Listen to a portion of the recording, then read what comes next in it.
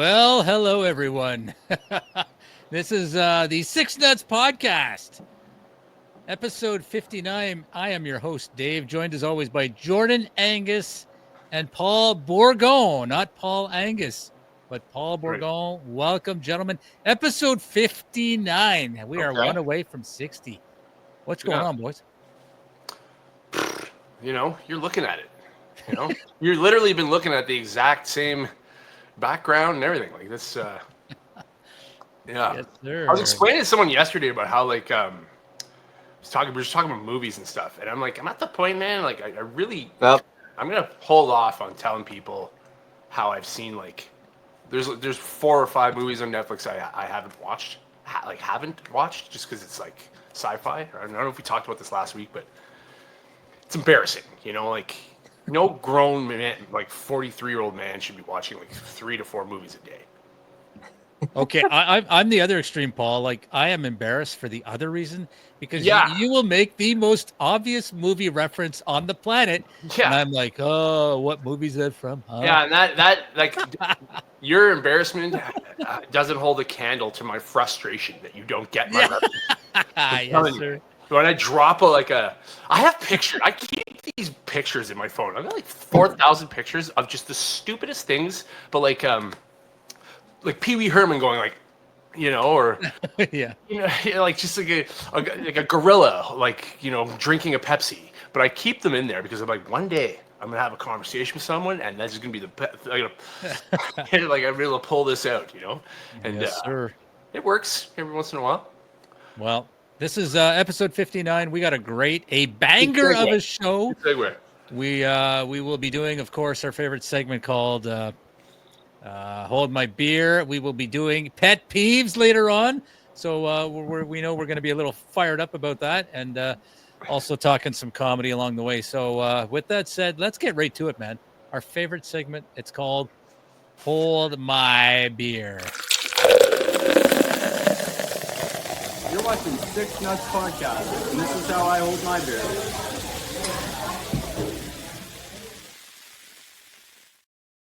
God, Aiden's got a beautiful beer. I just love Aiden's beer, man.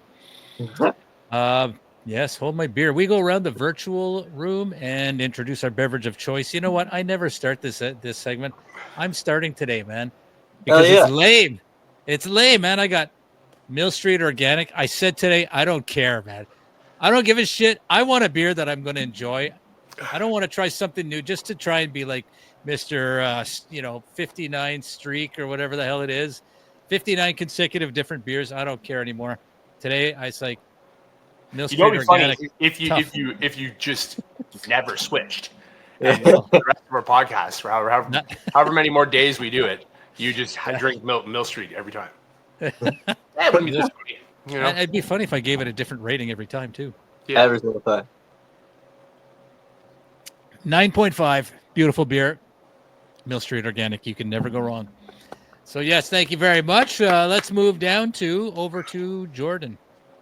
I have a seltzer. I got the Coors Seltzer strawberry flavor. Oh, I think you may have done this before. Strawberry? I've done the strawberry one. Oh, let me check my list here. Let me check my list. I got my spreadsheet right here. I'm gonna check. Jordan's been drinking the same beer twice. All right, carry on, Jordan. I'll check this list as we go. And I want to say it was a peach one, but a Coors Seltzer, huh? Yeah, but there's different flavors. I want to say I had the peach one. Oh, you had the peach. Episode 38, you had the peach. Yes. I think you had another one. Look at my memory. No, that's the only one you've had. So the streak continues. Thank you. You're like the Cal Ripken of beer. It's okay. It's not bad. It's not as, you know how some of them just taste like really harsh carbonated water and it's like a splash of flavor. This one actually tastes like it has a strawberry taste to it. So I don't mind that. I would say if I had to choose. Neutral is like that, you know what I mean? And everybody seems to crush those things. Like, I'm not like soda water or tonic water. If I have a glass of that, I'll damn near throw up. Yeah, that stuff's horrible. I That's awful stuff, man. I hate it. Yeah. Yeah. Now, my wife likes to drink that stuff. I'm like, yeah, there's no worries of me drinking your drinks. I guarantee you that. Yeah. So, rating, Jordan. We need a rating. I'll give it a 5.9. Ooh, I gave it a 9.5. You gave it a 5.9. That's like Yeah. the bizarre reverse. That's pretty cool, man. 5.9. Passing grade, but the solid D+. All right. That's good. That's like my high school grades. D+, baby. Woo! Mine too. Yes, sir. All right, Paul, let's go down to you, man. So I know I have not had this. I know I haven't. This is a German beer. It's a German beer. It's brewed in the city of Munich, Germany. Yeah. Think about Munich and the Punic Wars. If the Punic Wars had anything to do with Munich, anyway, Hofbrau. Hofbrau is a very popular beer. Ooh, apparently, yes, it is. In over there, and you know Solid what's choice. popular? Eradicating people off the planet. It's also popular. Yes, sir. Yeah. Don't give that a rating. I like every time I grab a beer and I don't know if it's a twist off or not. I think about the Seinfeld man hands when she's like, she's hands reach over and grab. Let me help your beer with that. And Jerry's like, like, that's not a twist off. Yeah. And she destroys the lobster. Yeah. Okay. I haven't had one of these in a while since the beer house in Canada. Oh yeah. I used to go there. No, das ist gut. Das ist gut. Okay. Oh, very good, yeah. It's good, you know, for like you know, like you go over to another country and you're like, I'll try the Dockenkuchen, and you don't know what it is at all. Like you're gonna get a bowl of like cat teeth. You know, like, it's like, this is a delicacy. No, just try it. It'll taste good, right? And man, yeah, it's very they know how to make a beer. I say 99.55. Wow. Wow. Yeah. So both of your scores. Holy crap. That is like unbelievable rating. That is like 95.95. Oh, okay. That's not as good as 99.95. Okay. No, I mean, right. look at like I can't give the Germans that much credit. They've had too many transgressions that even the things they're good at, people will be like, nah, it's not that good. Like these bends before, you're like, this is a car, but yeah, you know. Anyway, My God, Paul, you're nitpicking over minor things there, Paul. I don't know what the problem is. Yeah. Whatever. All right.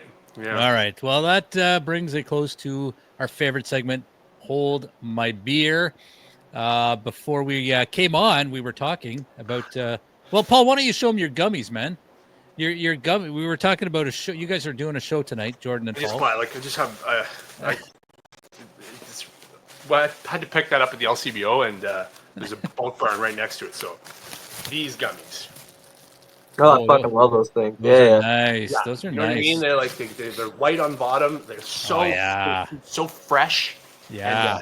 And, I used to live. So when my mom still lives there, but there used to be a place called the Herb and Spice, which is closed down now. Yeah, I remember that place. Yeah, Herb and Spice was open for freaking 35 years, maybe 40 years, probably. Yeah. And it was right. It's like the building is in my mom's backyard. Is the back of that building, right? And for all you robbers out there. Yes, sir. Yeah, like growing up as a kid, you know, my sister worked at the drugstore, which was Parma Ravioli is right now. You know, guys know Parma Ravioli? Yeah. Excuse me.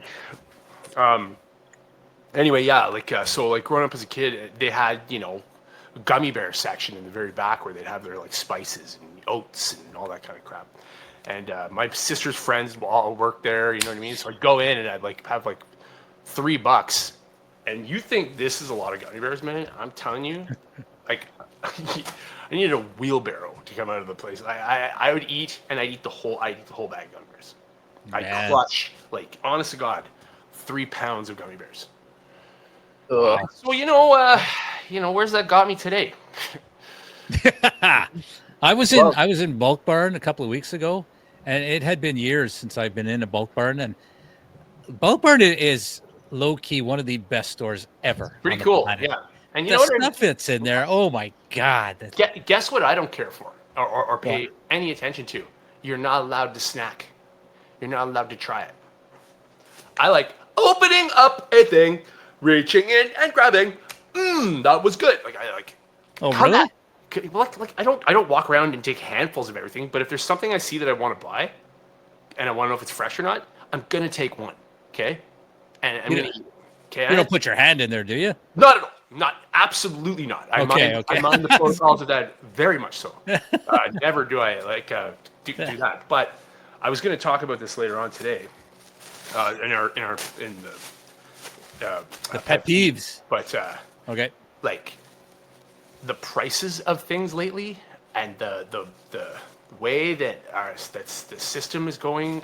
You know, like the rules that are set in place that don't make sense. And I get it. It's a general thing, and if I'm going to pull my hair out over me not being able to test out gummy bears at Bulk Barn, then like talk about first world problems, right? But yeah. Anyway, we'll get to it later on. But don't tell me what to do when it comes to gummy bears. That's all. Yeah. Exactly. I know about gummy bears. Yeah, like grab the manager's shirt. You think you know gummy bears? Yeah, exactly. Yeah, but Bulk Barn it was an incredible store, man. Every time I turned around, there was another vintage candy that I love or whatever snack. It's just amazing. But I gotta ask, Jordan, you look like you've played a round of golf. Well, maybe not today because it's raining, but have you played any golf this weekend? I've played 36 holes since yesterday. All right, we need updates, man. So we need Are you still a golfer? Or have you quit the game? So yesterday I shot a 92. Wow. It's pretty good. Wow. Yeah, hold on. Really good, man. Hold on. It was a beautiful day yesterday. I shot a 92. I had a birdie and 2-par on the front 9. So my friend says that's like my signature move. And then today, obviously, if you've seen the weather, was complete dog shit. And I shot it was a course I never played before. Same with yesterday. Both amazing golf courses. But I shot a 123. So you did like the bipolar of my golf score here. Really good and real shit. But we all, the spectrum. Yeah. We all. That's the thing about it. That like you kind of, you don't know where you are. Like you blame that 92 on like it had to be luck if this 123 was. You know what I mean? Or that had to be bad luck. And where's the middle? Like, like you're going every weekend though, man. I'm telling you, you're eventually going to find an average. Yeah. You know what I mean? Will you be happy with it? That's when you're going to start playing. Exactly. And well, today was we all did really poorly, and I think it has to do with the fact it was freezing outside and it was raining, and we all just couldn't. Like my friend is he played a lot of golf. He's got like the junior PGA Tour shirt from like a whole bunch of golf stuff he used to do. And even for him, he was having a hard time because the fairway is soaked. It's like a swamp. So you take your iron and you're just chunking grass. Yeah. But I did learn something. So even though my score was really fucking shit today, I learned kind of how to play when the grass is really fucking wet on the fairway instead of using my irons, which is what I normally do, to maybe try my woods, because my wood is what saved me. But anyways, so that's I played golf. I played a lot of golf. So give us the difference. So you shot a 92 yesterday, 123 today. So outside of like beside the weather, what would you say was the biggest difference in your game? Was there a difference? Yesterday I started drinking. Alcohol, baby. I'll do it. Today I did not. So you didn't drink at all today?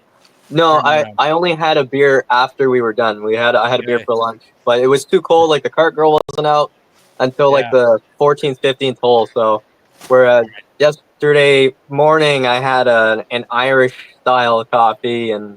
So you had that before the round. Yep, and then I had a couple drinks during the game, and I was very loose, like very, very, very loose. But today, after playing 18 holes yesterday and being tired, my back was really stiff. The weather was.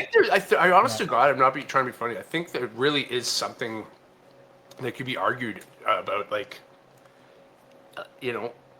with things that require your concentration to a point where like you are your mood is affected by it. You're 1000%. You feel stressed when you feel stress in your 1000%. body when you don't make like something as simple as a good shot. You shank one in the woods, you know, you have a moment of rage where you have to control yourself, you know, like when that kind of stuff is happening inside your body.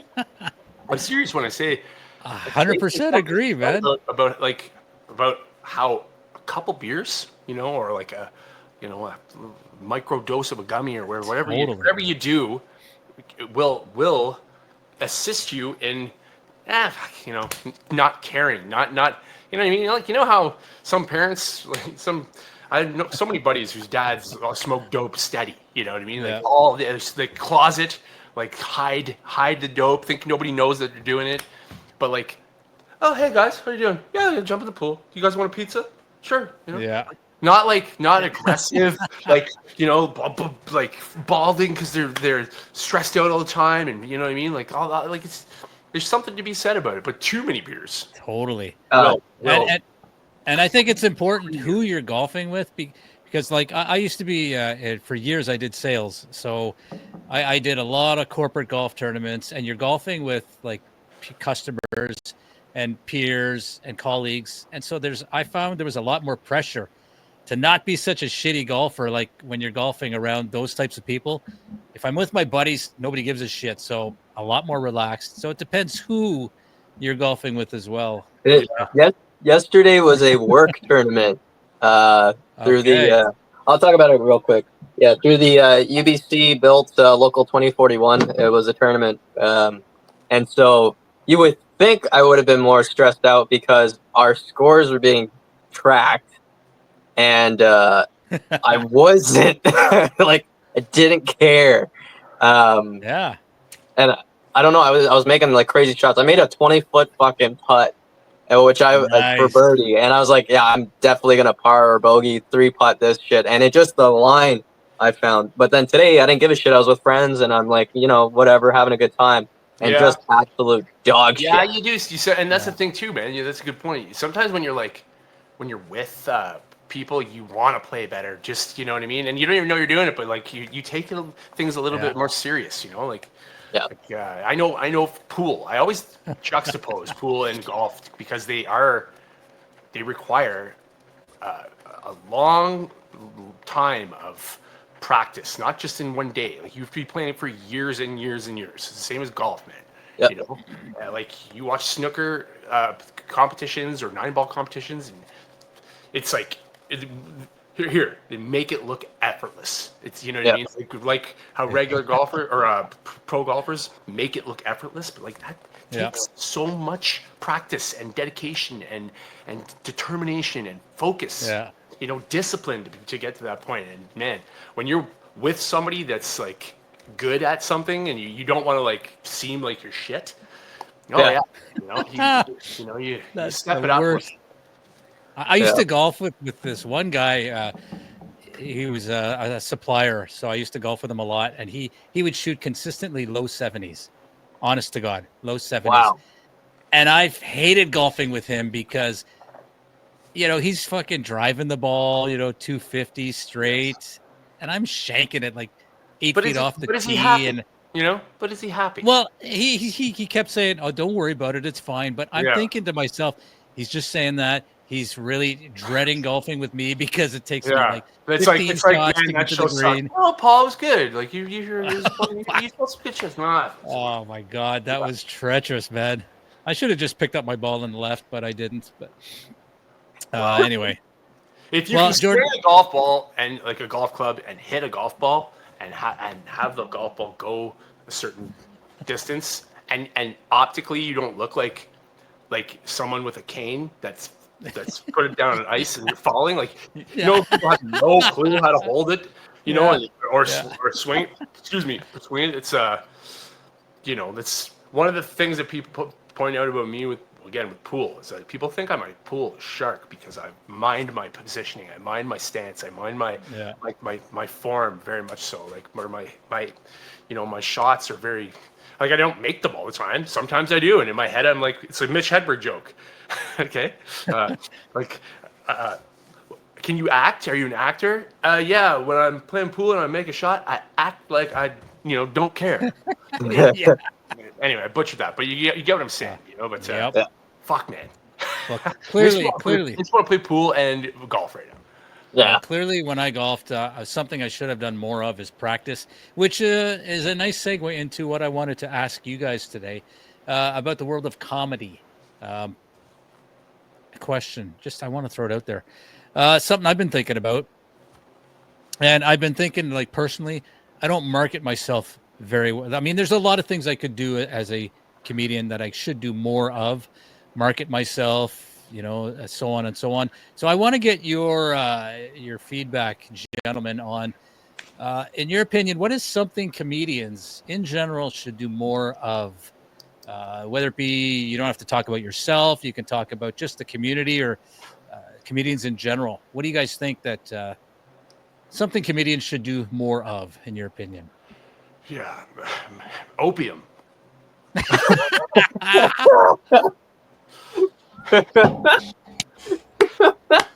All right, let's move on to final thoughts. Man, that's one thing I hear a lot from people is, okay, this is what you got to do. You got to start recording yourself, and not even record yourself and rewatch it. I just can't do it, and do it for constructive reasons. To watch it to see where you mess. I just don't want to see it. It'll make me feel worse. I'm not gonna. I'm me. Just let me be me. Me knows me. Okay, me doesn't like that. And but record yourself, and you got to put yourself on TikTok. You got to get on TikTok, and then after that you got to get on Instagram, social medias, and then you got to put captions on your things, just little clips, and put them out there, and then just share them, and just keep pumping them. What me thinks about that is I don't want to seem, and I shouldn't care about it. This is me. What we should do more of is the day and age that we're at right now, and how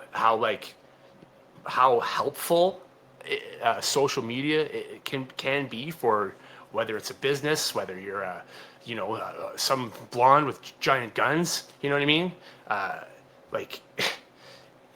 There's no end to it, right? But at the same time, there's a bit of a sickness to it, and I think about all the comedians we all grew up looking at.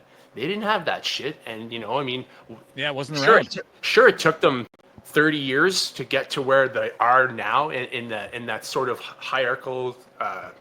What am I trying to say? At the position of who's the top comedian? Yeah. It takes a long time, and there's a bit of a bitterness in the comedy world. Regarding comedians that out of nowhere they're getting specials and stuff. It's great for them. They must be pumped, and it's what an opportunity. I would love that. Not now, because I wouldn't be ready for it. But when are you ready? When should you do this? Why should do you want to pump yourself down people's throats like that and be and make your warm market of friends and the community you're in? Just think you're just a slave to that system now. You know what I'm trying to say? Yeah. It's good and it works for people, great, but I don't want to come at it that way. I have an idea of what I think the integrity is of this particular occupation, and I'm really minding that. I'm really minding how I treat people. I'm minding how I come off on stage. I'm minding how I get anxiety posting shows on Facebook because I can never really post anything. Sometimes I want to post something other than for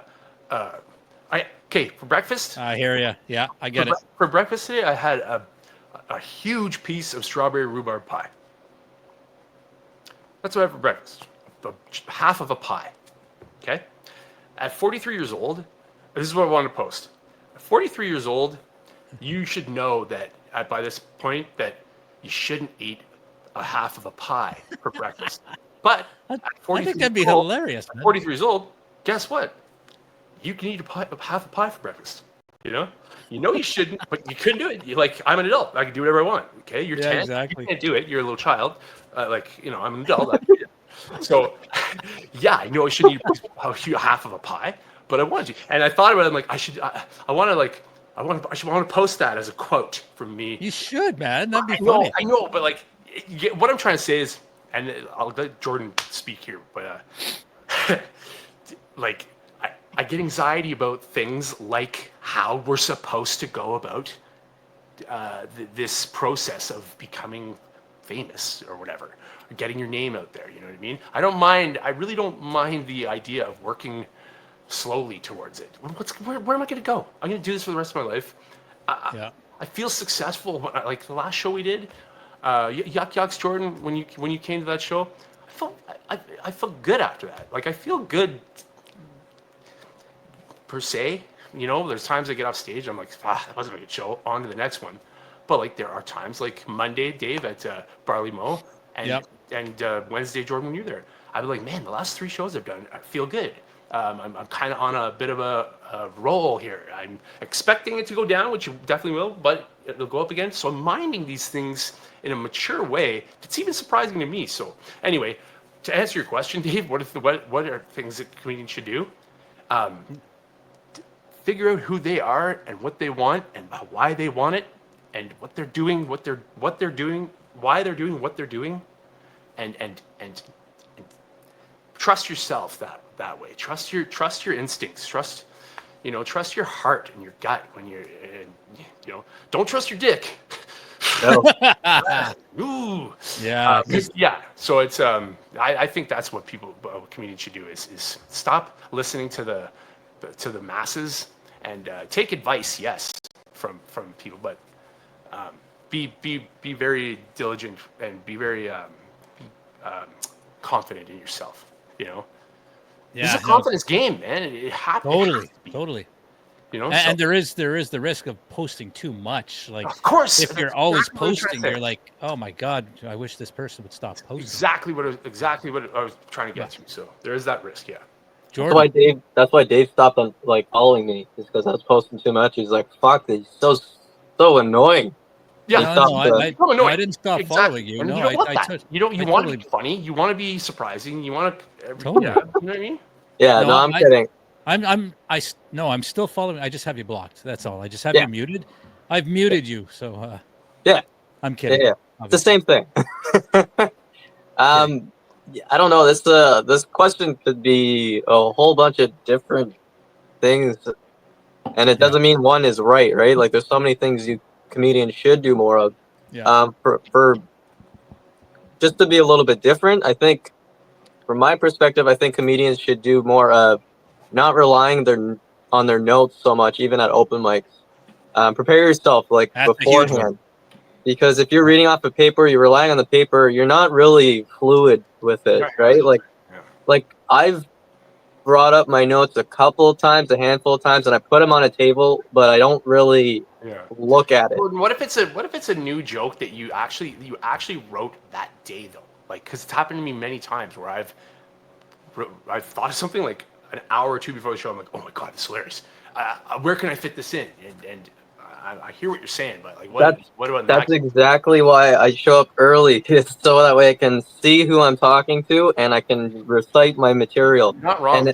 And that's so I completely understand, Paul. I agree with you 100%, especially if you're trying something out that you just wrote down recently. Yeah. But you do the best you can to try to not rely on looking at your paper, because the way, like, even for doing speeches or oral presentations and stuff like that, as soon as you have the paper up, you're kind of you're creating that barrier, but it's not coming out fluid, right? So, man, to touch on that, I was under that mentality, like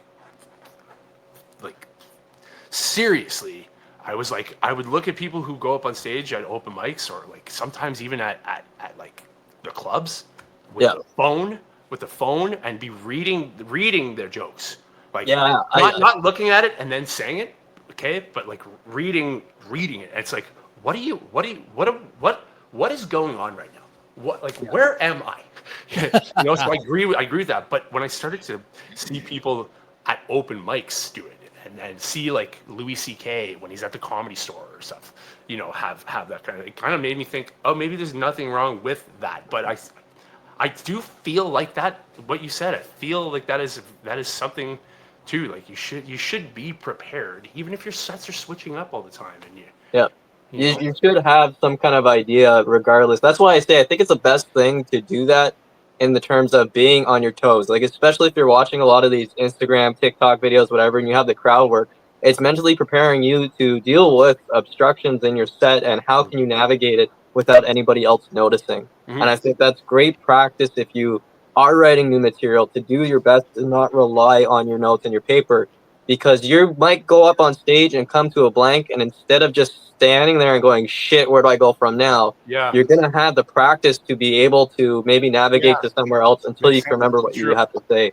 So I'm not saying don't ever do it, but practice maybe not relying on it. That's a really good point. I feel like you're talking to me there, because I've been guilty of that for sure. Yeah. I've been ritualistically, like I'd open mics now, bringing my note, because I'm like, oh, I guess I was wrong with that instinctive feeling I had, like, because my outlook is not what the comedians think. It's what the people who are there at the crowd have never seen you before and see you go up and think, like, this guy's an amateur. Clearly he's an amateur, right? But again, would you go to the Comedy Store and see Louis C.K. looking at there's multiple videos of it out there. Yeah. Hedberg did it when I saw him live. Mind you, he was obliterated. Like, out of his mind. But like, does anybody know my jokes? So yeah, it's cool, but you should. There's a preparation that optically can turn people off. Yeah, and I've been guilty of it, and part of it is I've learned that to keep my tight five, like whatever I'm going to use as my tight five on, like if it's a paid show, I've stopped doing most of that at an open mic, because what I used to do is always go do my tight five. Nobody would laugh. I'd think, okay, this is shit. I got to change my tight five. When in reality, maybe it wasn't that bad. You were just in a room full of comics who weren't going to laugh no matter what you said or did. Exactly. I'm kind of protecting my tight five from open mics. So the stuff that I'm presenting is not committed to memory yet, but yeah, maybe it should be for sure. So I'm definitely guilty of that. No, you know what? Jordan. It's almost like a lesson. It's almost like a reminder to us all. Like, don't like. I mean, I've thought to myself, I'm like, because I heard Pete Holmes say this once. He's like, I don't worry about my set, what I'm going to do until like an hour or two before. I don't sit there for days and days leading up to it. But like, I found that when I first started, and I did not want to be guilty of that, like reading anything, and going to Absolute Comedy, like it's hard to emphasize this and get people to understand that what I'm saying is not exaggeration, but go over my 7-minute, time it while with my phone sitting next to me, go over it like in my head or like just mouthing the words while the TV's on or whatever, and then look down and see that in 8 minutes and 5 seconds. Do it again, and then you're 6 minutes and 4 seconds, and I can slow it down a little bit. Do it again, and like do it 500 times. Mm-hmm. I mean, legit, like all day, like the entire day, and I have that luxury of being able to sit down. But like that's the preparation, Jordan. I think you're talking about, because it makes a difference when you go up on stage. You at least know after 500 times, man, you're at least gonna know the words to use, if not the inflection of your voice or the faces you make, whatever. That all changes. We all know that, but preparation, right? Preparation H, man. Exactly. I find it's kind of like, when you have a newer driver or a driver who's just gotten their G versus the driver who's been driving for 10 years, right? You fall into bad habits and you can't necessarily break out of it. And I think sometimes preparation, especially for comics who've been doing it a little longer, sometimes kind of slip back on the preparation a little bit. And I'm not saying it's not going to work for you, but I think if you have the time to do it, prepare it. even if it's the new. If you're spending an hour on it and you have to read, spend 2 hours on it, and put the time into it. I mean, again, how much do you care about the optics of how you come up? How much do you care about what you're doing? How much do you, in what way do you care about it? You know? Mm-hmm. So it is kind of a good question. It's a real good question. It's I guess, provocative. Yeah. Well, here's one that came to mind, which I really don't know how to explain this, but maybe it's comedians having more either pride or posture in what they have to offer. For example, Paul, you and I did a show at Buster's, monthly show for 6 months without getting paid. Mm-hmm. You know, because we're just like, we're just happy to be here. You know, we're just happy to have an opportunity to do comedy. Mm-hmm.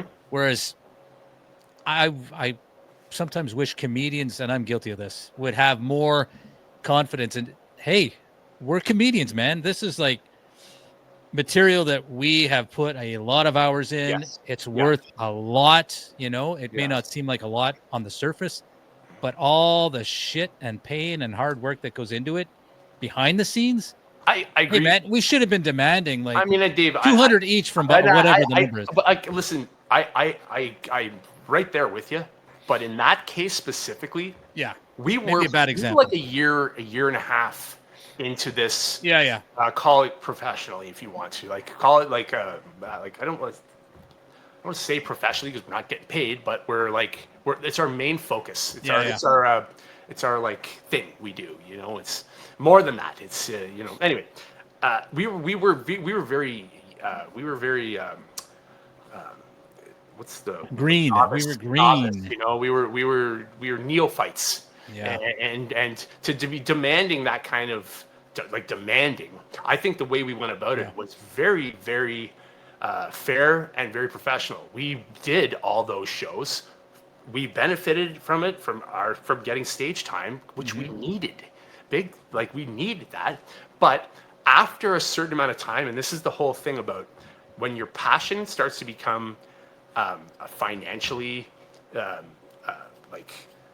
there's a tug of war with it now. It's not just a passion that you I'll do this podcast till the day I die, which could be in a week, but I don't need to get paid to do this. It's fun for me.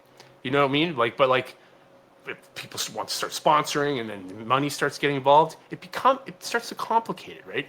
Yeah. Now, of course, we are comedians. We do put a lot of work and time and it's man hours that people don't even understand, but again, there is a grind. There is a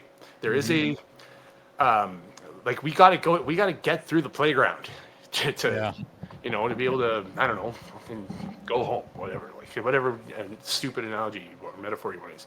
But you know what I'm trying to say? We can't just walk in there and be like, okay, just did Pierre Bro's class, $500 an hour or, a minute. It's, no. You don't know what's driving to Toronto for 7 minutes, to driving back to Ottawa and being like, holy shit, man, I'm a comedian, Yeah. It's just, I agree with you with Buster's, but I think the way we went about that was was good. And after 6 months or so, it started to feel like, okay, man, me, I can speak for myself, I kind of wish I had food. Yeah.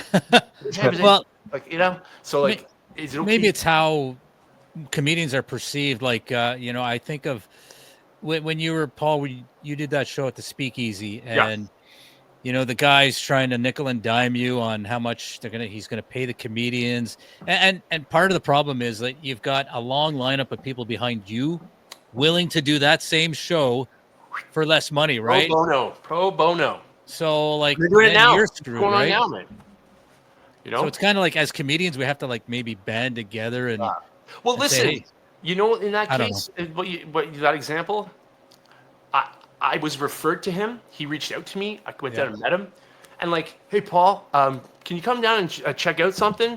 I just got this stage that we just put up. I wanted you to just check it out. Yeah, man, I can be down there in 45 minutes, and it's 4:10 on a Tuesday afternoon, and I got to go down to like York Street from IKEA.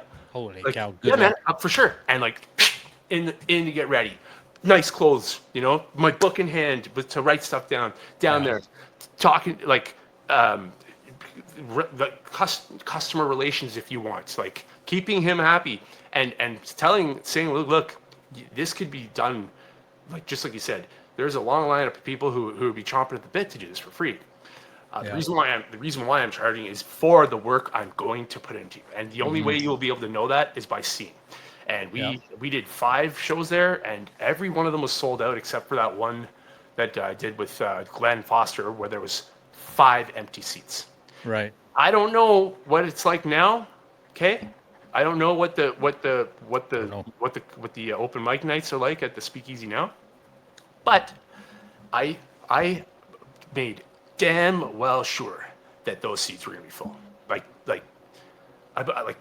reaching out to people, like calling out favors, if you want to call it.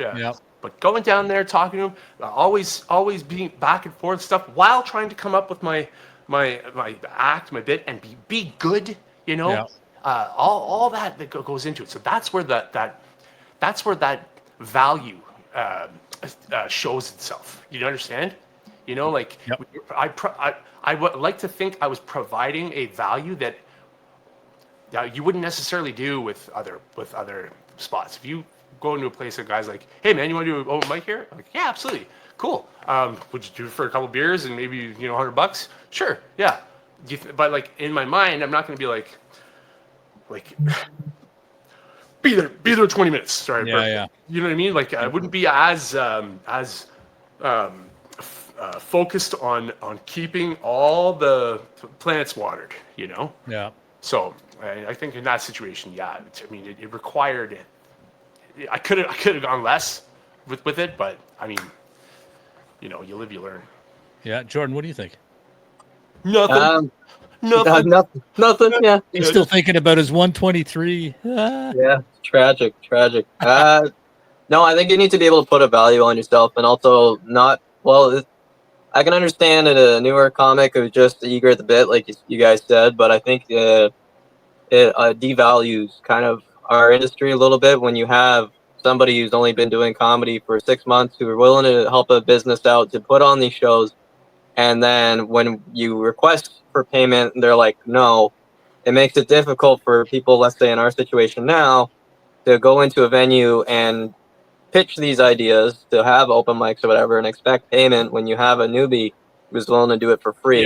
Yeah. And you could say they don't know what you're going to do. They don't know the heart you're going to put into it. Yeah. So like I produce enough shows, and people probably think it's a little bit much sometimes, but I've turned down quite a few because of A, payment, or B, quality of the show, dates, or whatever. I'm not necessarily quick to jump on stuff.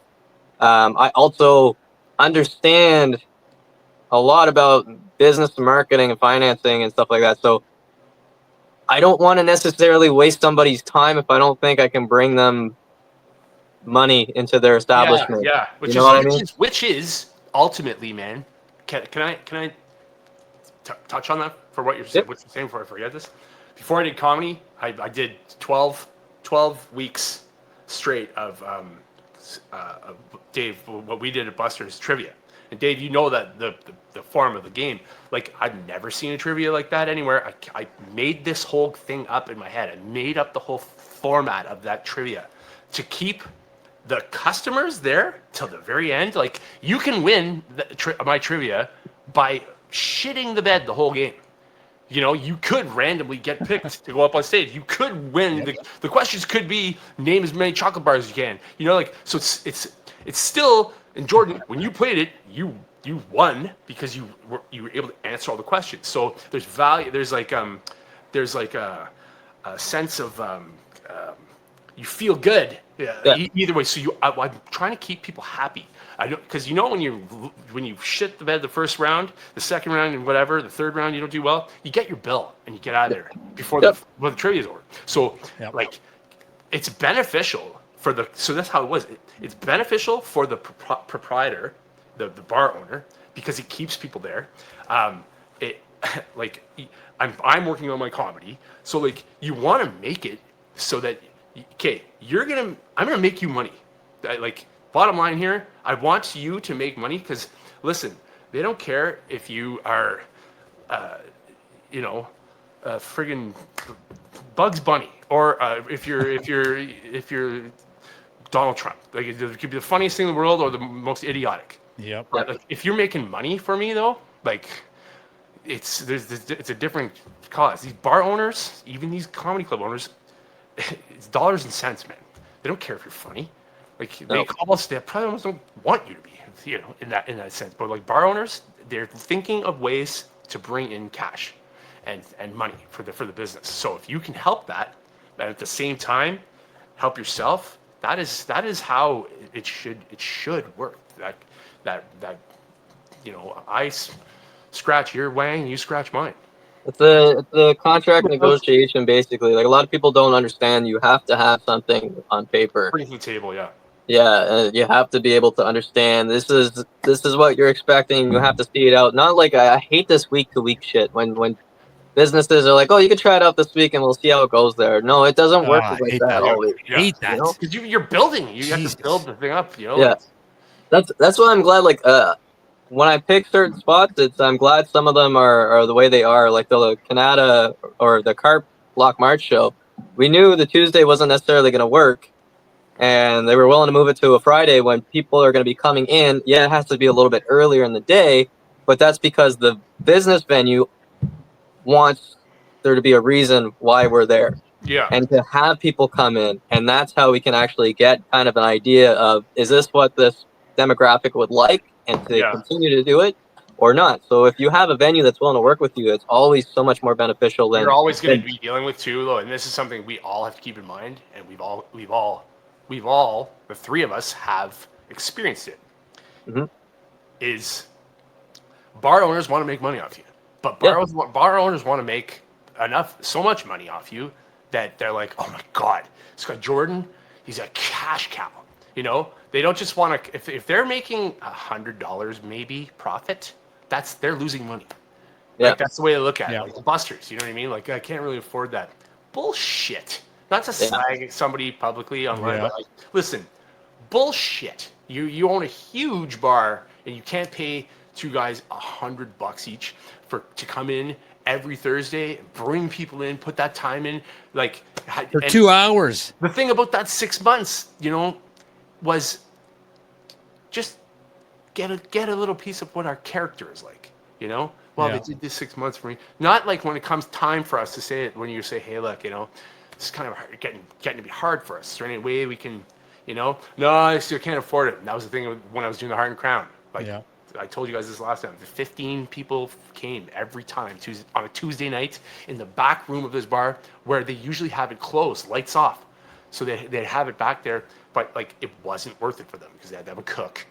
They had to have a server in that room, so they had to pay him. So like all your friggin' like all your bar costs come ultimately rain down on the person who's trying to do everything they can to make it, to show value. Like, so the fact that you had to put the lights on and you're losing money, and you're telling me you're losing money on the hydro or the the dishwashers constantly going for the 15 people who ordered wings, like that's cost. You're telling me about that's why you can't afford it.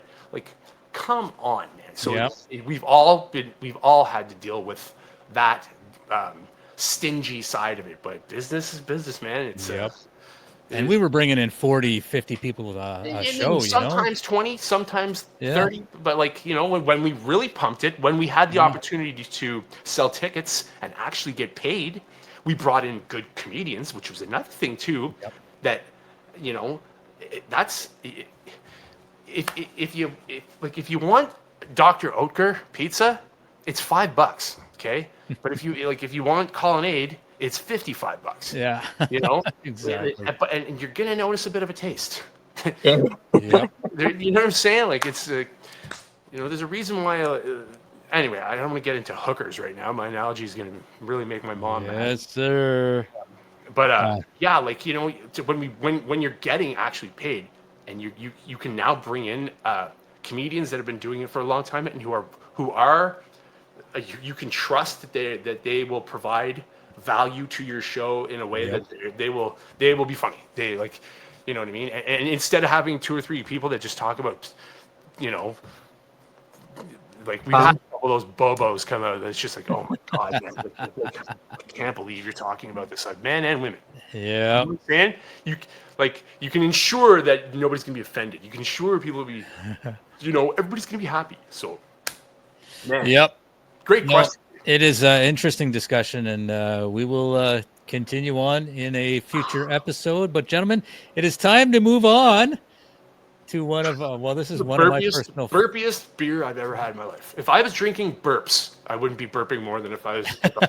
Yeah, if this was called burps, I can't believe how burp in a bottle. Burpee Bourgogne. There you go.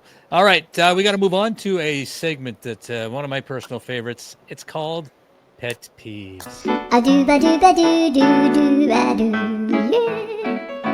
Oh, ich kann kotzen! All right, Pet Peeves. I love this segment, man. We all get fired up for this. We will each talk about something that is on our mind, bothering us. It could be anything, comedy related, not comedy related, whatever. Let's start with, do we have any volunteers? I'll go quick because I want to give you guys time to talk. All right. The deception and the greed and the backhandedness that is going on in our society, on TV, in politics, at the grocery stores. I was with my mom yesterday at the grocery store. She needed me to give her a hand. And she likes Lindor chocolates, and she has a dish in the living room. Every time I go over there, I eat 2 or 3 of them, you know. And like this is the first time that I have actually been like, holy shit! Now I see what everybody's talking about. For a bag of like 20 of those chocolates, it was $11.99. Yeah. Aye. And like, hey, bud, hey, Lind, how much money do you? Could you not have gone $11.98? You know, like, yeah. Hey, you guys, just like wringing out every last drop of that they can out of us, and it is legal. Like, it should be like someone needs to step in. This is why like not revolutions, but like.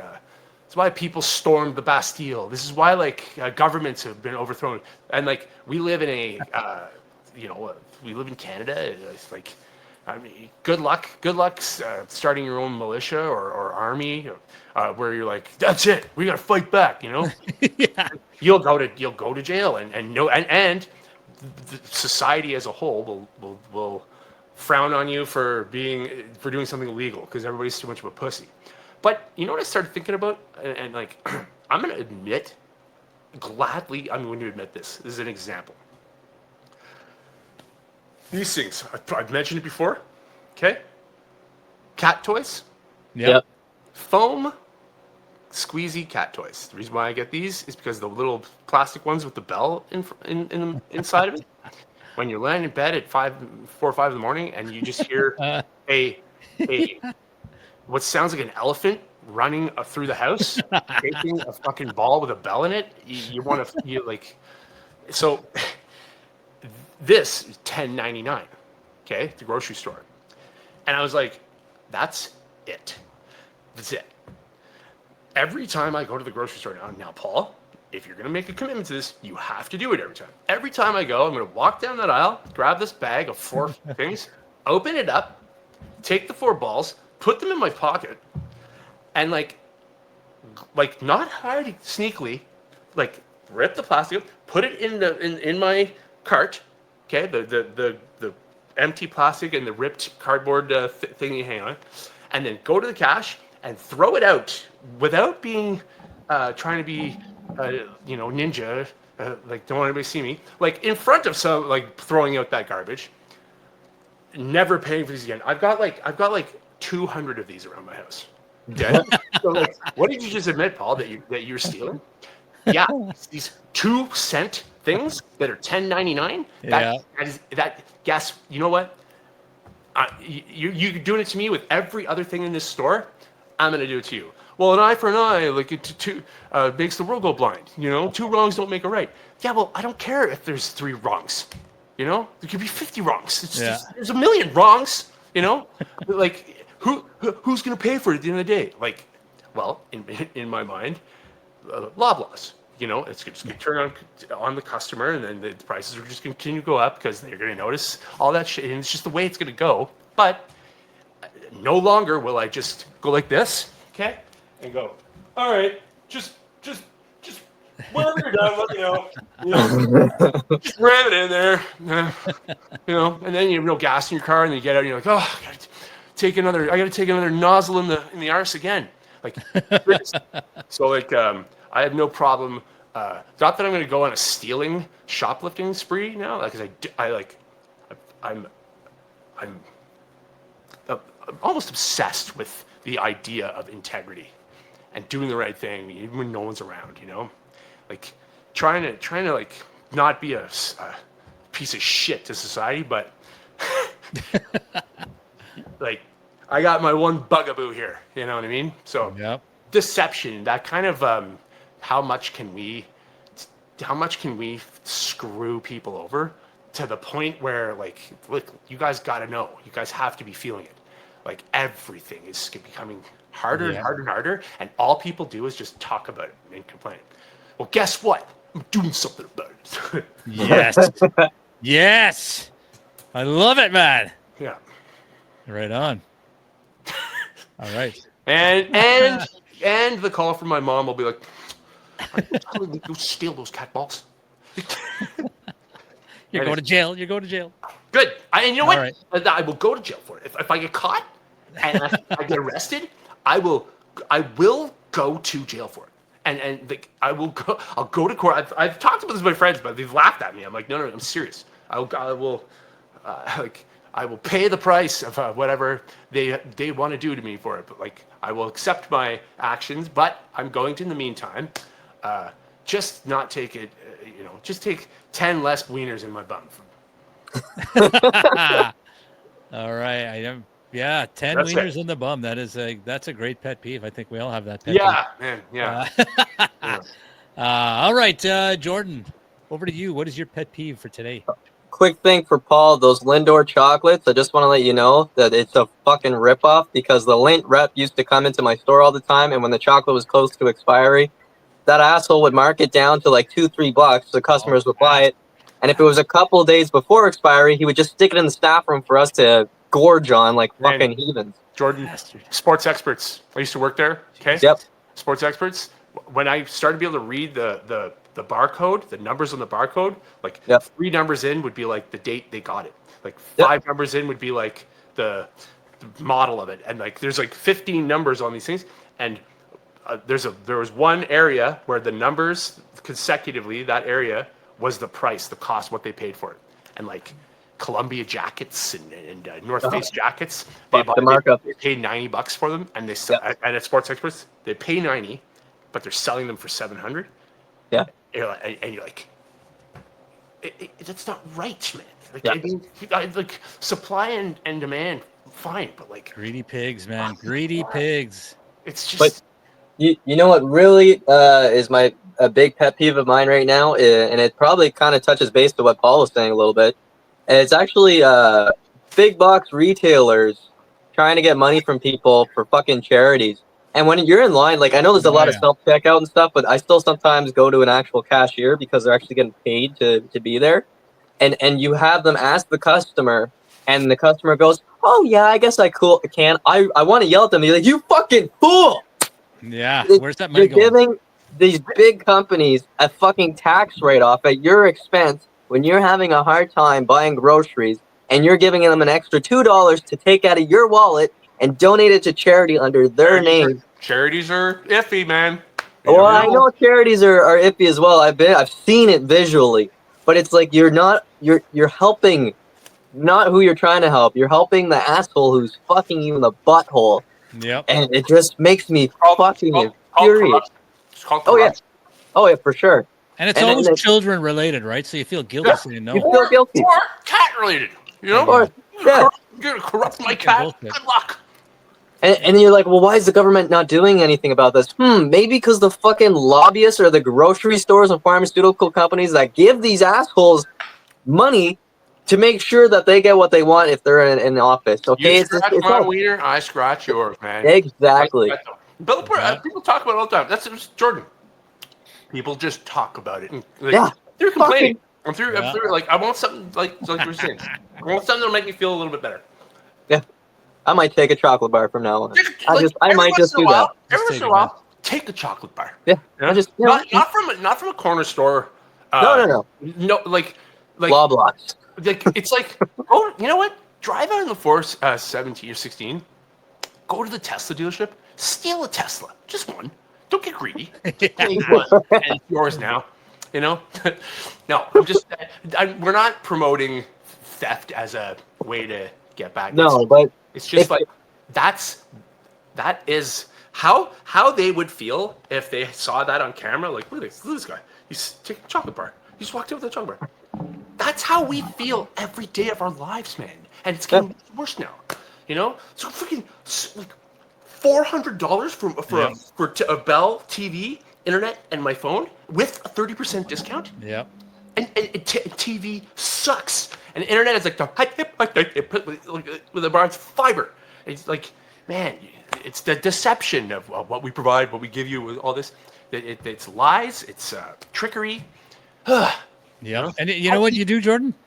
Next time you go there, you can, because they always charge you for bags, right? After you've paid, so refuse the bags, but after you've paid, say, can I get a bag? Ask for it after. Well, good luck with that. No, it works. Hey, it works for me, man. Works not for me. Max Milk. Not the 7-Eleven. Yeah. So that's a good one, man. That's a good one.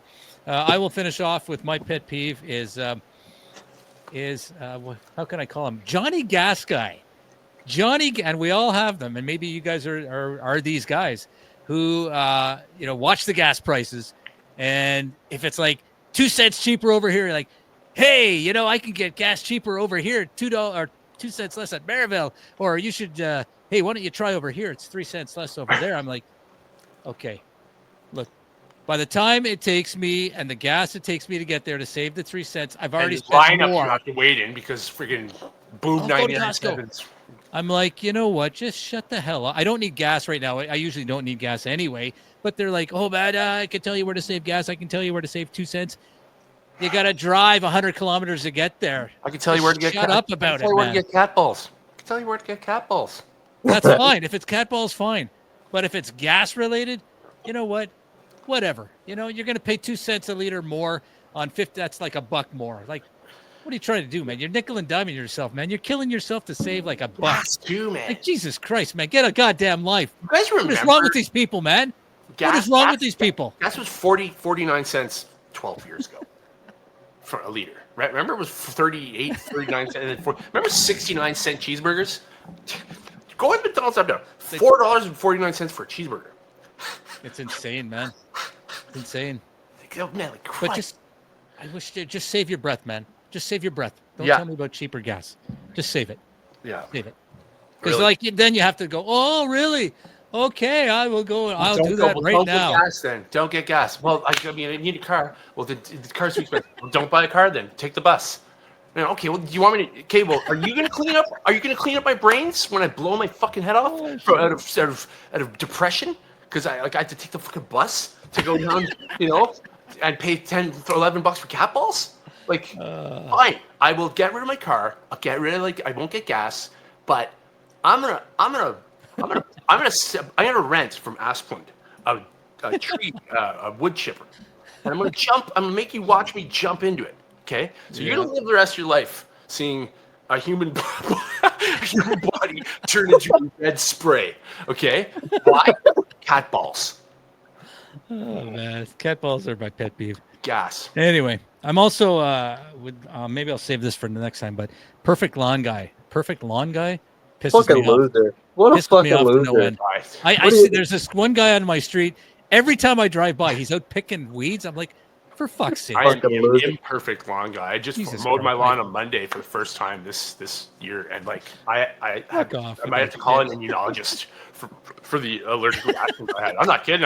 I was like, I went in an EpiPen. Got environmental allergies, but my grass was getting like knee high, and I was getting anxiety about what my neighbors think. But my neighbor 2 houses down, it's like I don't think he's ever cut his lawn at all. Like, and like, you can call the city of Ottawa on that. You know that? Yeah. Absolutely.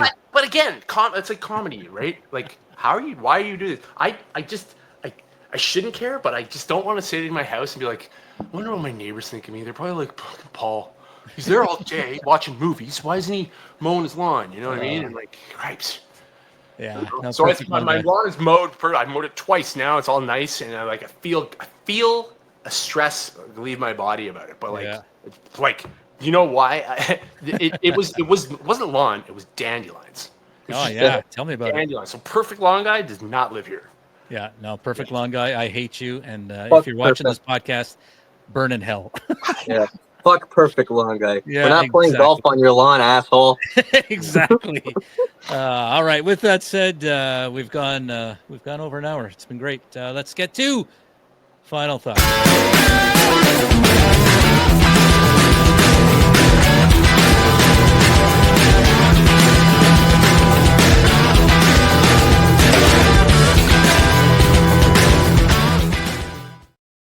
Hofbrau, man. I it's good. It's good when it's really cold and it's the first sip, but like, You don't like the Colombia. yeah. Paul, that's proof that I drank it because you're always saying you guys never drink Yeah. during the show. I think he just does that to fuck with us. Well, Excuse me. it's working because I'm like It's giving you a complex. It's hilarious. totally I'm a professional drinker, man. I'm gonna finish it. one of my Professional main drinker, aka alcoholic. I know they go to meetings, bud. I do it for free.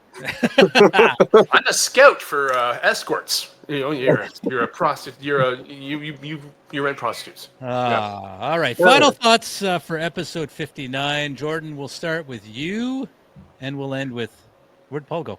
I just got my cat. Like, Oh, Gord. Yeah, today is May 31st.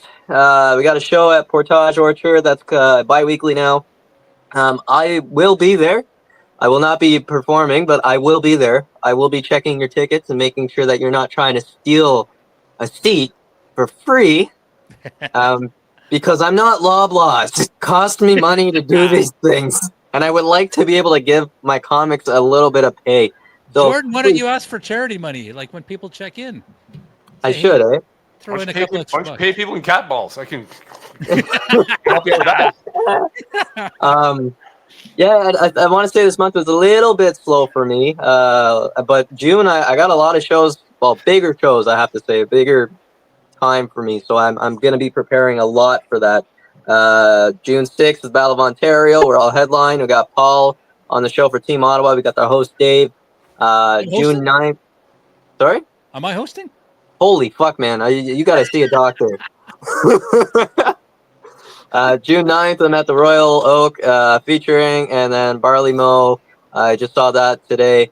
And yeah, man, I'm excited. I got a lot of material that I'm working out in a headliner set. So can't wait. Nice. Wicked. Awesome. Thank you, Jordan.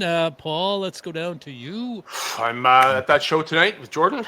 So I'm like getting excited, like I've been excited for it just because of, like I was saying before about that, like, man, last few shows have been good. I'm going to kind of stick with some of the material I'm doing. And yeah, I got to, I'm sort of doing Absolute Comedy on Wednesday.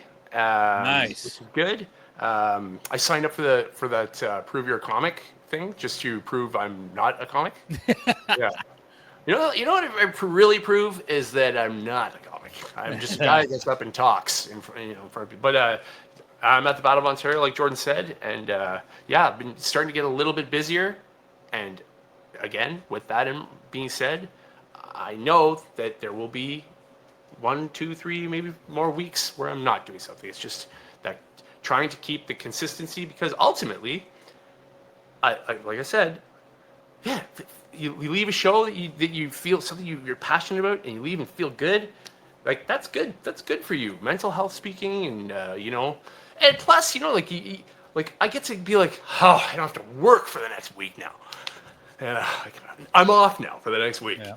Like, being facetious because like what you just saw with the cat. Like that's about it. What I do. So Awesome.